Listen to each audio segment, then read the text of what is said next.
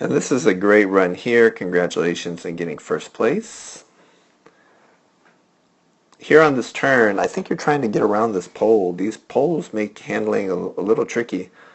But the dog is taking off now, and you are still headed very much straight. So this is going to push the dog along.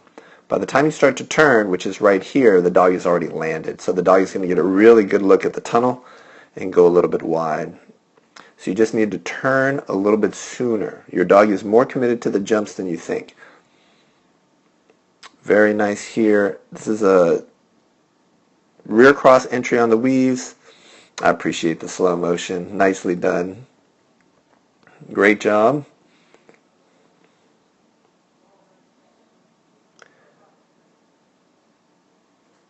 And here, okay, so here, I think we talked about this with your other dog. So here you're definitely pushing. So you're level with the dog, and then you're forced to use the opposite arm to try and turn your dog away from you, which you do, but this is going to be slower for your dog, and they'll lose a little bit of drive and speed. You can see the dog wants to come this way. You need him to turn this way.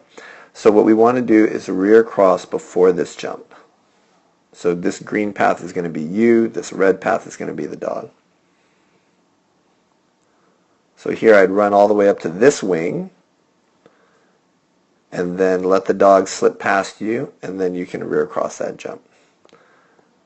And especially on a almost 180, that will completely eliminate this jump. Pretty much. Here, your dog is taking off and you're still driving forward. So even though you're slowing down, you are upright. You are not, in fact, stopped. And because you're coming out of rotation, you're rotating. As soon as you take this big step, it's as if you are accelerating your dog. So in your mind, you're thinking, well, I'm not running fast. I'm not running forward. Why is my dog jumping long here? Because you can think of that step as an accelerating step, especially if you're rotating in place. So then what's the answer? The answer is to put your foot down right here and be stopped. No rotational motion.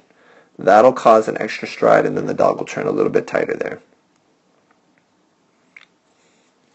Great run here. Dog starts to turn the wrong way, looking to the right. So in order to avoid that, you just have to beat your dog to the tunnel. So you can see your dog clearly gets into the tunnel first. And so on a curve, the curve forces the dog into that lead, which makes them turn right. So in order to overcome that, you just need to be further ahead.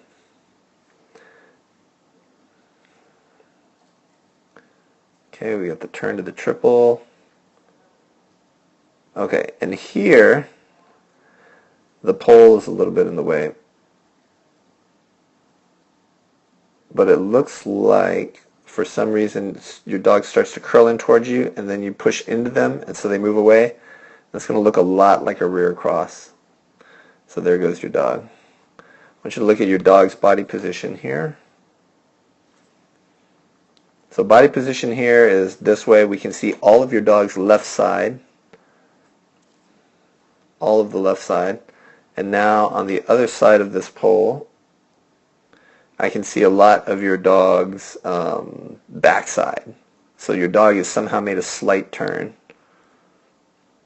And now you put the hand up, and now the dog is headed straight this way. And remember, the last time we saw the dog was like this. So if you turn the dog away from you with an arm, a verbal, pushing into him, whatever, changing from that to that, now the dog is going to read that as a rear cross and really want to turn this way. But you can see the dog recovers very athletically and doesn't even spin.